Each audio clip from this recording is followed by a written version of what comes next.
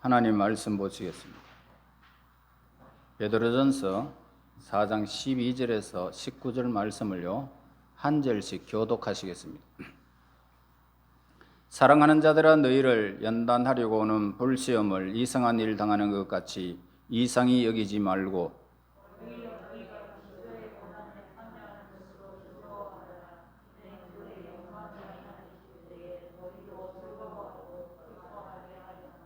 너희가 그리스도의 이름으로 치욕을 당하면 복이 있는 자로다. 영광의 영 곧 하나님의 영이 너희 위에 계심이라.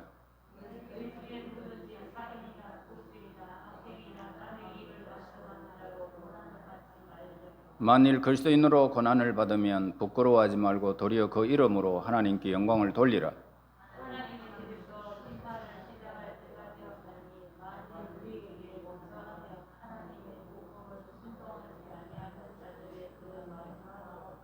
또 의인이 겨우 구원을 받으면 경건하지 아니하는 자와 죄인은 어디에 서리요?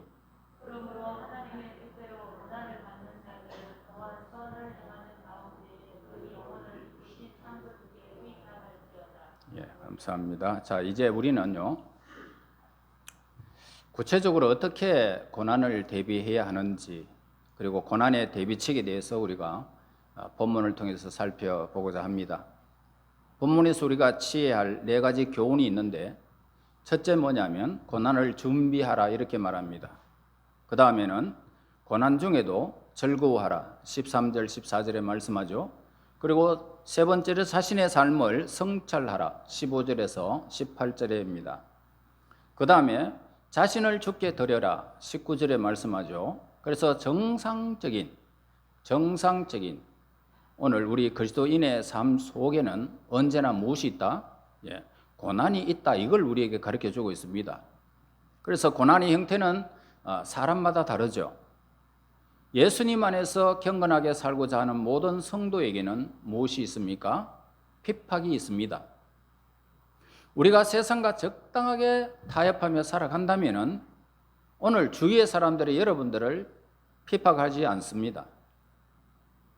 그래서 모든 성도에게는 이렇게 경건하게 살고자 한다면 그렇게 세상 사람들에게 핍박을 받게 됩니다. 그래서 우리가 이 세상과 적당하게 살아간다면 세상을 우리 박해를 하지 않죠.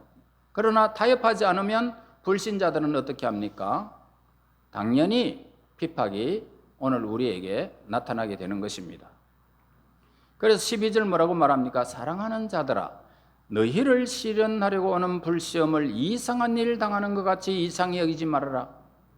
하나님 안에서 오늘 우리의 삶이 형통하고 아름답다면 오늘 우리의 삶에서 왜 고난이 왔을까 이런 의심하지 말라 이 말입니다. 그래서 이 불시험의 고난, 이 고난은 우리에게 대비해야 할 사건이다. 이렇게 오늘 우리에게 말씀해 주는 것입니다. 주후 64년경에는 네로가 기독교인의 한 집단을 불살라버립니다. 70년경에 예루살렘이 멸망하게 되어버립니다. 로마의 디도에 의해서 예루살렘 그 성전이 완전히 그냥 무너져 버리고 말았습니다.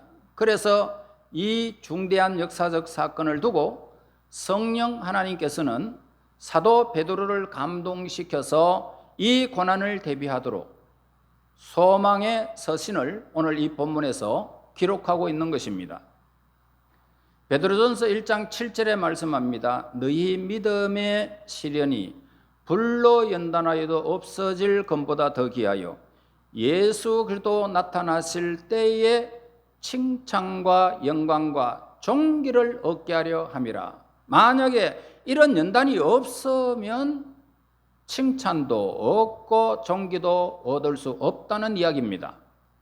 여기서 불로 연단하는 도구로 쓰여지고 있는데 시련의 시간이고 불시험의 어두운 시간을 숨금과 찌꺼기들을 진짜와 가짜를 구별하는 그런 시간임을 우리에게 가르쳐 줍니다. 그래서 이 고난 앞에서 비로소 진정한 우리 그리스도인의 삶의 모습이 드러난다는 것입니다.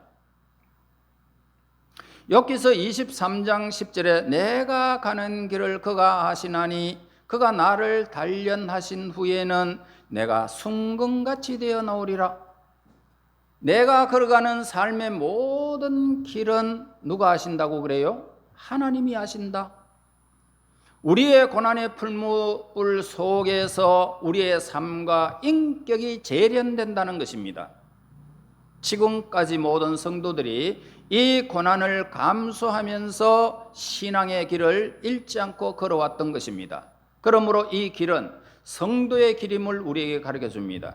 그리고 이것은 헌신하는 길이다, 그렇게 가르쳐 주죠. 그래서 우리를 단련하는 그런 연단의 길, 이것을 가르쳐 줍니다. 그리고 이 길은 영광으로 통한다는 사실을 본문에서 우리에게 기록하고 있습니다. 자, 그 다음에 고난 중에도 즐거워하라. 13절 보세요. 오히려 너희가 그리스도의 고난에 참여하는 것으로 즐거워하라. 이는 그의 영광을 나타내실 때에 너희로 즐거워하고 기뻐하게 하려 함이라. 왜 즐거워야 해야 할까라고 하는 이것을 우리에게 기록합니다. 왜 우리는 기뻐해야 될까? 예수님의 고난에 참여하는 자들이 되었기 때문에 기뻐하라, 즐거워하라 합니다. 그래서 고난 그 자체를 즐거워하는 것은 결코 아닙니다. 고난 자체를 즐거워할 수 있는 사람은 없습니다. 그런데 고난이 위대한 것도 결코 아닙니다. 사실 이 고난은 기분이 굉장히 나쁩니다. 아프고요, 고통스럽죠. 자, 우리 예수님의 고난은 어떤 고난이었음을 우리에게 가르쳐 주죠. 우리 예수님의 고난은 받아야 할 아무런 타당 연고 없이, 타당성도 없고 연고도 없이 예수님은 고난을 받으심을 가르쳐 줍니다. 이 고난은 우리를 위한 고난임을 가르쳐 주죠. 그리고 그 목적을 두고 오늘 받으신 것은, 그 고난에 받으신 것은 그 너머에 우리를 구원하시고 하나님께 영광을 돌리고자 하는 하나님의 뜻이었음을 가르쳐 주고 있습니다. 그래서 베드로전서는 2장 24절에서 이렇게 말씀합니다. 친히 나무에 달려 그 몸으로 우리 죄를 담당하셨으니 이는 우리로 죄에 대하여 죽고 의에 대하여 살게 하려 하심이라. 그가 채찍에 맞음으로 너희는 나음을 얻었나니. 자, 우리가 예수님을 위하여 당하는 이 고난으로 말미암아 예수님의 심정을 알게 된다는 것을 가르쳐 줍니다. 그리고 예수님과 같은 깊은 교제를 나누게 되죠. 그래서 고생을 같이 한 사람들끼리는 참 친분이 두텁게 나타나게 됩니다. 기쁨을 같이 나눈 사람들은 쉽게 잊어버릴 수 있지만은 고생을 함께 나누었던 사람들은 쉽게 잊을 수가 없습니다. 그러므로 이 고난의 교제처럼 아름다운 것은 없다는 것을 가르쳐 줍니다. 그 다음에 뭐라고 말합니까? 영광의 날에 무엇이 있다? 상급이 있다라고 말씀합니다. 자, 고난이 있는 곳에 영광이 있다는 것을 가르쳐 주는데 로마서 8장 17절에 보면 자녀이면 또한 후사 곧 하나님의 후사요 그리스도와 함께 한 후사니 우리가 그와 함께 영광을 받기 위하여 고난도 함께 받아야 될 것이니라. 하나님은 우리에게 고난 대신에 영광을 주시는 분이 아니고 고난을 통해서 영광을 주시는 하나님임을 가르쳐주고 있습니다. 자, 고난 대신에 영광을 주는 분이 아니고 고난을 통하여 영광을 주시는 분이심을 가르쳐주고 있죠. 그리고 고난이 지나야 무엇이 온다? 하나님의 영광이 그들에게 임하는 것입니다. 이것은 마치 어머니들이 출산의 고통을 겪어야 아름답고 귀여운 아기를 상급으로 받을 수 있는 것과 같은 것입니다. 아이를 절대로 다시는 안 놓겠다라고 결심하던 여인들이 또 다시 낳을 수 있는 용기, 그것은 바로 낳은 후에 보람이 있었고 영광 때문입니다. 그리고 이와 같이 영광의 날에 받을 상급이 크기 때문에 고난 중에도 기뻐하라, 이렇게 우리에게 가르쳐주고 있지 않습니까? 네. 고난은 통과한 사람만이 영광, 하나님의 영광을 누리게 된다는 것을 우리에게 말씀합니다. 자, 14절 보세요. 너희가 그리스도의 이름으로 치욕을 당하면 복 있는 자로다. 영광의 영 곧 하나님의 영이 너희 위에 계심이라. 자, 고난을 통해서 특별한 성령을 체험한다는 사실을 가르쳐 줍니다. 자, 고난받는 사람에게는요, 그 위에 하나님의 영이 머물러 있다는 것입니다. 고난은 아픈 것이지만은 고난 속에 위로가 참으로 큰 것임을 가르쳐 주죠. 그래서 성령님의 임재하심을 체험할 수 있는 시간이 바로 고난의 시간인 것입니다. 그리고 예수님의 이름을 영광스럽게 할 수 있는 기회이기 때문에 그렇게 고난 속에 하나님의 영광이 임한다, 예수님의 영광스러움을 나타내는 기회가 된다 말씀합니다. 16절 보세요. 만일 그리스도인으로 고난을 받으면 부끄러워 말고 도리어 그 이름으로 하나님께 영광을 돌리라. 여기서 그리스도인이라고 하는 말이 성경 전체에서 단 3번 나옵니다. 사도행전 11장 26절에서 불신자들이 그렇게 불렀습니다. 그리고 사도행전 26장 28절에서 전도할 때에 그리스도인이라는 이름이 주어졌습니다. 자, 그리고 본문에 있습니다.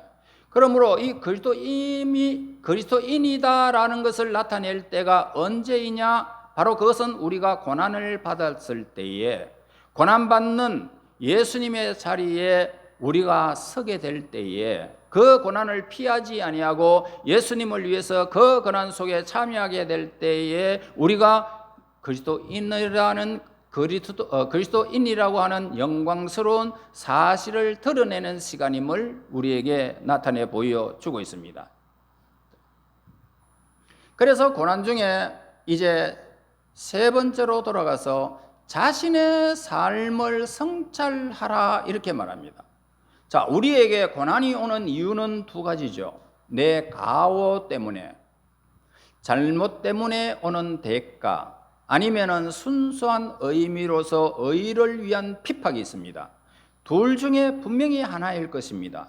전자라면 회개하고 후자라면 감사해야 할 것입니다. 자, 15절 보세요. 너희 중에 누구든지 살인이나 도적질이나 악행이나 남의 일을 간섭하는 자로 고난을 받지 말려니와. 자, 전자를 말하고 있죠. 그리고 16절은 후자를 말하고 있습니다. 그래서 순전히 내가 그리스도인이라는 이유 때문에 고난을 받았을 때 그 고난은 참으로 의미 있는 고난이다, 우리에게 말씀해 주고 있는 것입니다. 자, 17절 보세요. 하나님의 집에서 심판을 시작할 때가 되었나니 만일 우리에게 먼저 하면 하나님의 복음을 순종하지 아니하는 자들의 그 마지막이 어떠하며. 그런데 갑자기 고난을 이야기하다가 불신자들의 영혼을 향해서 다시 관심을 돌리는 모습을 보게 됩니다. 자, 사도 베드로는 이 영혼은 잃어버린 영혼들을 향한 뜨거운 열정으로 불타오르고 있는 그런 모습을 볼 수 있는데, 고난 중에도 전도하는 사람들이 많다, 이걸 우리에게 가르쳐주고 있습니다. 그럼 빌립보 감옥에 바울과 실라를 그 모습을 우리가 떠오를 수 있습니다. 그 고난 중에도 간수를 향하여 복음을 전하는 열정을 우리는 그곳에서 보았던 것입니다. 어찌할꼬 주 예수를 믿으라, 그리하면 너와 내 집이 구원을 얻으리라. 빌립보 교회가 이 사실을, 이 말씀 속에서 복음 전도로 말미암아 빌립보 교회가 성립되었던 것이고 세워졌던 것입니다. 그 다음에 4번째로는 자신을 죽게 드리라 이렇게 말씀하죠. 고난 중에도 19절 보세요. 그러므로 하나님의 뜻대로 고난을 받는 자들은 또한 선을 행하는 가운데 그 영혼을 미쁘신 창조주에 의탁할지어다. 이 말씀은요, 의인의 고난을 이야기하고 있습니다. 그러니까 하나님의 뜻대로 고난을 받는 자들은 어떻게 해야 하는지 2가지 일을 강조하고 있죠. 첫째는 뭡니까? 선을 행하여야 한다. 로마서 12장 21절에 악에게 지지 말고 선으로 악을 이기라. 나에게 억울한 고난이 다가올 때 그때에도 선을 행하라는 말씀입니다. 여러분, 고통이 많고 여러분들에게 손해보는 일이 갑자기 이루어져도 그것은 그때에도 선으로 행하라는 것입니다. 하나님의 뜻으로 여기라 말입니다. 그 다음에 둘째로는 우리의 영혼을 미쁘신 하나님께 부탁해라. 왜냐하면 혹 죽을 수도 있기 때문이죠. 고난을 받다가 죽을 수 있어요. 그래서 그때에 큰 고난이 올 때에 하나님께 우리의 영혼을 의탁하라는 것입니다. 고난을 왔을 때 바로 그 앞에서 순교의 제물이 될 사람들도 있기 때문입니다. 그래서 선을 행하는 가운데 영혼을 미쁘신 창조주 하나님께 의탁할지어다 라고 권면하고 있는 것입니다. 자, 예수님께서 십자가에 돌아가실 때에 어떻게 하셨습니까? 아버지여 내 영혼을 아버지의 손에 부탁하나이다. 죽음이 오는 그 고통 속에서도 그 영혼을 하나님께 의탁하는 모습을 보게 됩니다. 오늘 여러분들도 이 땅에 살아가면서 어떤 고난이 여러분들에게 온다 할지라도 그때에 하나님을 향하여 내 영혼을 의탁합니다. 하나님께 부탁하라는 것을 우리에게 가르쳐주고 있습니다. 스데반이 죽을 때도 주 예수여 내 영혼을 받으시옵소서라고 하나님께 그의 영혼을 의탁한 것입니다. 우리에게도 죽음이 다가올 때 그렇게 말할 수 있을 정도로 우리는 죽음을 대비하라 이렇게 말씀하고 있죠. 고난 중에도 대비해라. 그래서 주 예수여 내 영혼을 주께 의탁하나이다 부탁합니다. 19절에서 미쁘신 그러니까 신실하신 하나님을 뜻하고 있습니다. 그래서 내가 고난을 당한다고 하나님을 원망하지 말아라. 하나님은 약속하신 성경의 말씀대로 하나님의 백성들을 어떻게 인도하며 어떻게 보호하며 어떻게 행하는지를 다 기록한 이 말씀 변치 않는다는 것입니다. 신실하신 하나님의 약속을 믿어라 이 말입니다. 그래서 내가 당장 이해할 수 없지만은 거기에 하나님의 놀라운 계획과 그리고 경륜이 있다는 것입니다. 우리의 영혼을 하나님께 부탁하는 어떤 고난이 있어도 하나님께 부탁하는 겁니다.